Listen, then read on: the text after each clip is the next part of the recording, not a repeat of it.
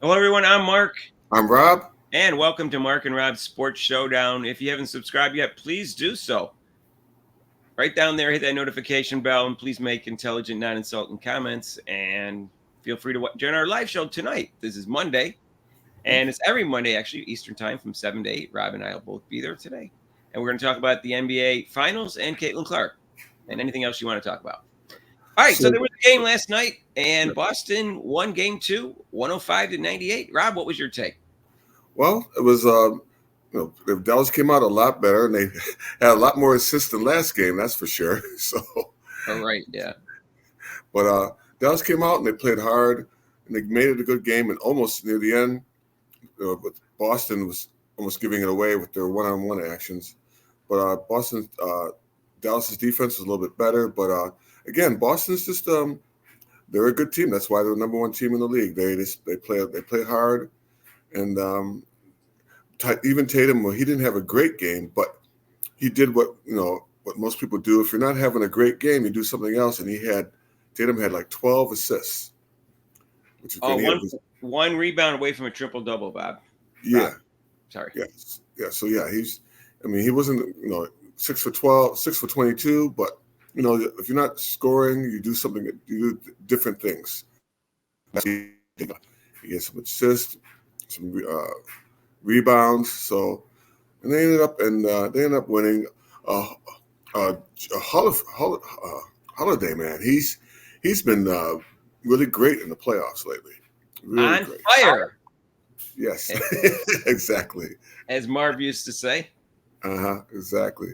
Yeah, he's been on fire. He was 11 for 12 11 for and 14. 11 for 14. I'm sorry, I'm getting old early. It's 11 for 14 and 11 rebounds too, and had a key block at the end of the game too. So Yeah, Rob, he had three assists, a steal, and a block, and he was also that 2 was for that was a key block near the 20, end. 26 points. He hasn't been scoring a lot with Boston because they haven't needed him to. It's not like he can't score. But he's known for his defense, and he did everything last night. So I agree Right. with you. Great game. And, Right. and Jake, Porzingis came off the bench. And he had 12, and it looked like he was laboring a little on his right leg, but he said he's okay. But he was a factor in the first game. But he had 12 points. But also, like I said, I mean, we the should key we should person talk I think about I that. like White. I like White. I mean, White's just a good player. He reminds me of Dennis Johnson, the old Yeah, I Dennis mean Johnson. White. Even when he's not in his threes, he's a great defender. I think he made second team all defense this year, and both him and Drew Holiday did. We should talk about Porzingis though, because there was an injury, and he said it's not the same injury as he had before, and he said he's going to play whether he's dead or unless he's dead. So he says it's not that serious, but that's something to keep an eye on because, as we talked about before, they don't have a ton of height that's young. Obviously Hartford is not young, and he's obviously tall, but they need that because Dallas has two young tall guys, and they each play 24 minutes basically, and so they're always fresh. So they need some help there. Um, anyways, well, anything else you want to go over, Rob, before I dive in? Oh yeah, I mean, well, let's go to the Dallas side here. Uh, yeah, the two young ones, they like Lively. Usually he plays a good game, but he only scored 2 points. He had 7 rebounds, but he only scored 2 points. He wasn't really a factor in the game, and his defense actually was pretty bad. A couple of times, the players of Boston drove in and they just had easy layups. They switched to a zone. Dallas was switching to a zone, a 2-3 zone. It looked like to try to disrupt Boston, but they forgot that Boston likes to shoot the 3 pointers, and that's how you beat a zone. But they were also penetrating, also Dallas. I'm sorry, Boston. But Porzingis he had his normal game. Irving again, uh, he didn't play that well either. 7 for 18. Did have 6 assists, but he had 16 points. But they need him. They need that other second. That's what Jason Kidd said. They need that third guy, but they need the second guy for him to step up too. Well, Washington actually had a pretty good game, so they did have it there. I mean, he had 17 points. He was 6 for 13. He was 1 for 5 in threes, but he had 7 rebounds. So Mm-hmm. he had a pretty good game, but I don't say it's a great game. And Irving played better than last game, but he still had not the kind of game they need. They need him to have an explosive game, especially when Doncic is having 8 turnovers. But he's going to have better defenders on him than he's used to in the last round. They got, like we just mentioned, he has two second team all defensive guards that can guard him, and so it's not going to be as easy. I don't care how great of a one-on-one player he is, and this supposedly super immense talent that people keep saying. Right. But he had 6 assists, so he had a pretty good game. He had 16 points. He was 0 for 3 from 3. So Doncic had the 8 turnovers, but if you take away the turnovers, he had a great game. Right. He was 12 for 21. He had 11 rebounds and 11 assists. 4 steals. He even played some defense. Right. So even Gafford had a good game. They a lot of guys played pretty well for Dallas, and they still lost. That tells me they're in trouble because Gafford was 6 for 9 and 13 points. That tells me they're in trouble. And I know both games were in Boston, and anything can happen. And they finished the season well and played in the playoffs. I'm not counting them out completely. What they were doing. I'm sorry. What they were doing is that they were posting up Gafford. Tatum was guarding him. So and then Dallas was smart. They like 4 straight plays and just gave it into Gafford, and he just turned and banked it in for a layup. Or if he missed a shot, he would get the rebound and put it back up because Tatum couldn't guard him. I'm just repeat this. Both teams play too much one-on-one basketball for my taste, but that seems to be the trend in the NBA. But anyway, So Tatum. You take away the shooting, I thought you'd say, oh, he had a great game, but he hasn't played great yet, and that's not a good sign for Dallas because he's going to explode at some point, unless the series ends really quickly. But Brown's been their best player along with Holiday, so that's my feeling. And Hauser, I'm going to ask him to change his name, or at least the spelling of the name. Gosh, that's the same last name in case you don't know. I'm sorry, Mark. 0 for 5. I'm sorry, Mark. If I was coaching, he'd be sitting right next to me. Let's just stay on I'd be on the bench. Yeah, he'd be sitting on the pine.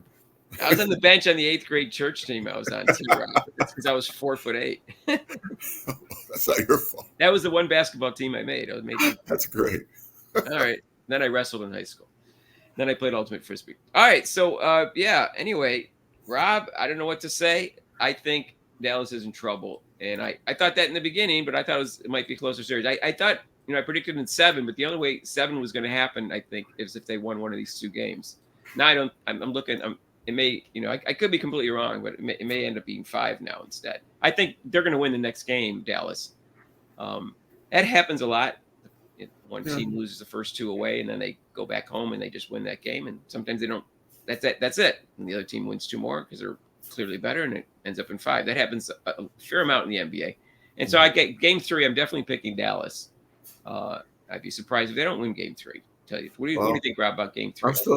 I'm still going to go. Well, Boston took I think Dallas. That looked like to me Dallas's best punch of the whole series. I don't think they can play unless Irving gets off. If they keep playing, you're not going the Charles Barkley route, are you? Where he sees 2 wins and he goes, "It's going to be a sweep." No. I learned my lesson in Stephen A. lesson. I'm going with the flow here. I'm going to pick Boston, even though I think Dallas might game be 3 better at home. All right. I think we're going to disagree again. Dallas is going to play better. You didn't listen to me last game, Rob. Of course, I never listened to you. I got both games right. That's all I said. That's why it's a showdown. It's a showdown. I don't listen to you. It's a showdown. It's a showdown. All right. So you're picking. All right. Let us know what you guys think in the comments. Who you think's going to win game 3 and what your pick is in the series right now. I picked them in 7, Boston in 7 originally because Dallas was just playing so well. But I think it's looking more like 5 right now. I think I picked them in 6. I think Boston. Yeah, you picked them in 6. So I'm thinking it's looking more like 5 now. But I could be wrong. I mean, you never know. You go back home and they win both games, and we got a series. Yeah. So and then there's pressure on Boston. But I just think Boston has too much depth defensively and offensively. Yeah. And that's the problem because Dallas has these 2, guards who can both create their own shot. But when you have to use Doris Burke's favorite word, elite defenders on him. She it's a problem because now they're taking away their best weapons and they don't have enough depth to compensate for that. And I think that's really what the issue is. I think that's kind of clear. I don't think I'm saying anything super insightful. Right. By the way, she used elite twice in the first half, and then she used special once. Those are her two favorite words. And I don't know if she used it after that because I stopped paying attention. I know you were sitting there. I know you had your pad keeping tabs on that. I know you were. I just don't. And also, she wasn't insightful enough for me. I think JJ Redick is a better analyst, and he's brand new at it. Why? Because he played in the NBA. Right. So I'm sure she's smart, but she didn't play. JJ Redick did play in the NBA. So, anyways, we've covered that before. Well, we had an error last time we did a video.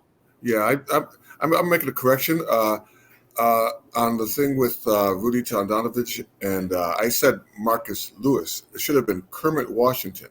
So that's what we do, like the other shows, to make corrections. And actually, it was Kermit Washington who smashed Rudy T in the face and broke his cheekbone. And yeah, it was more serious than that. And I looked it up, and we didn't research that ahead of time. We just knew about it because it's a famous play, but I hadn't talked about it or seen it in a while, and so maybe we should have, but we just kind of like came up. But it was okay. So I described it a little bit wrong too because Rudy T was making the running thing. I thought Kermit had actually went a couple steps forward with him. He kind of like just stood still. So like Jabbar was tussling with somebody, and Rudy T came around to break it up, and he was supposedly known for being a peacemaker. Mm-hmm. Kermit either didn't think of that, didn't know it. He was just trying to pull people apart. And Kermit was like standing in front of these two people, like guarding and letting them fight or something. I don't know what he was doing. He's like a bodyguard, and he's just standing there. He's a big guy. You can see it in the video. He's a big, strong guy. And he just got one of the hardest punches I've ever seen in a sporting event. And he knocked him to the ground like crazy, just boom. And Kermit Washington, he was one of the few players. He was really into weightlifting. So I mean, you can see that. His whole body. Yeah. I forgot how strong he was when I looked at it. Yeah, he was into lifting weights. So when of course, that impact of that punch just did heavy damage there. Right, but it was a pretty it's really fractured. This is what from Wikipedia. It fractured his face about 1/3 of an inch away from his skull and left Tomjanovich unconscious in a pool of blood in the middle of the arena. Abdul-Jabbar likened the sound of the punch to a melon being dropped into concrete.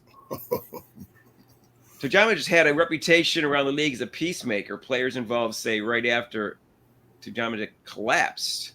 I might be pronouncing his name wrong, but sorry. The absence of the sound at the arena, which was filled with shocked fans, was the loudest silence you ever heard, which is funny. Anyways, and they heard the sound in the press box, apparently. They said that he had a bone structure of his face was detached from his skull, suffering a cerebral concussion and a broken jaw and a nose. He was leaking blood and the spinal fluid into his skull capsule. His skull was fractured in such a way that Tomjanovich could taste the spinal fluid leaking into his mouth. He later recalled that at the time of the incident, he believed that the scoreboard had fallen on him. And the doctor who worked on Tomjanovich said, "I have seen many people with far less serious injuries not make it," and likened the surgery to scotch taping together a badly shattered eggshell. Wow. So we didn't describe it that thoroughly. Yeah. So those of you with the weak heart, I hope you can stomach that. That's really descriptive. Tomjanovich actually made the All-Star game a team like a year or two later, so he did recover from it. But Kermit Washington had a hard time in his life after that. People gave him a hard time for it, and deservedly so. But then, and you could have some sympathy for him for how hard a time people gave it to him until 2016. All the sympathy goes out the door because he was indicted for embezzling, and get this, $500,000 meant for children in Africa. That's horrible. What could be worse than that? Poor children in Africa. Poor children in Africa. And in 2013, he pled guilty to 3 counts: 1, aggravated identity theft, and 2, of making a false statement, a tax return. He used the charity to launder money he received as kickbacks. He ended up spending 6 years in jail, and he got out in 2022. And as I was researching this, I looked it up, and there was an interview with Rudy, and he said he'd forgiven him years earlier. and he wishes him well and hope he has a second chance. I think he was in jail at the time they were interviewing at the time. So that's the backdrop to that story, and it's an interesting story. But that was my example that I had having to do with actually the WNBA and how I'm having to do with the Salts and the one video Right. having to do with I guess it was Colin Colherd and stuff like that. And I think I said, in extreme cases they should more often they should arrest people if it's not a basketball play or a football play. And that was Right. one of our examples. He should have been arrested for that, in my opinion. And Rudy didn't press charges. Right. So He that was was our. Go in ahead. fact, Rudy was at the game last night. They gave him an award at the game. I was like, oh, there's Rudy. His face looks okay, but he ended up coaching of I think the Houston Rockets also after his career. Right. He got So into coaching. that to me is an assault. That's just what I'm saying. Oh yeah. And that was an example. And I said, this is the type of thing you just can't in sports. People just overlook it because it happened in sports. Well, I don't think it's that simple, but because it's not in the rule. That's not in the rules. So, anyway, so that was an interesting story. I feel sorry for Rudy. I'm not sure I feel sorry for Kermit at all anymore I don't feel after sorry. what he did with the 500,000 intended for poor children in Africa. Yeah, that's And not the cool. punch that he did was totally uncalled for. All they had to do was kind of grab him around the waist or something. He could have tackled him. He didn't have to punch him as hard as he could. Yeah. And, So anyway, All right, so we have corrections. That's what we do. We do corrections. We're not always, not always on. But and sorry for the mistake. And and thanks for the person that pointed it out. And I don't remember who the user's name was, but thanks. Yes. So anyways, hey, listen, live show tonight. This is Monday, and it's going to be every Monday Eastern time from 7 to 8. We'll both be there. The only bad thing is that Caitlin Clark plays at 7 o'clock, but I want to tape it NBA TV, and I'll be taping it. So just so you know, if you're a Caitlin Clark fan and you also want to come to the live show, tape it on NBA TV because she is playing tonight. I don't want you to miss it and then blame me because you came to our live show and blame us. So I'm letting you know that. We're only going to be from 7 to 8, and like I said. So don't forget to like and subscribe and hit that notification bell when you do. And we're doing a good job making intelligent, non-insulting comments. So please keep it up. And, share it with your family and friends and anybody else because we're trying to give you honest, intelligent, objective sports. That's what we're trying to get, basketball and football, and we'll cover the Olympics too. All right. Peace out. Peace out.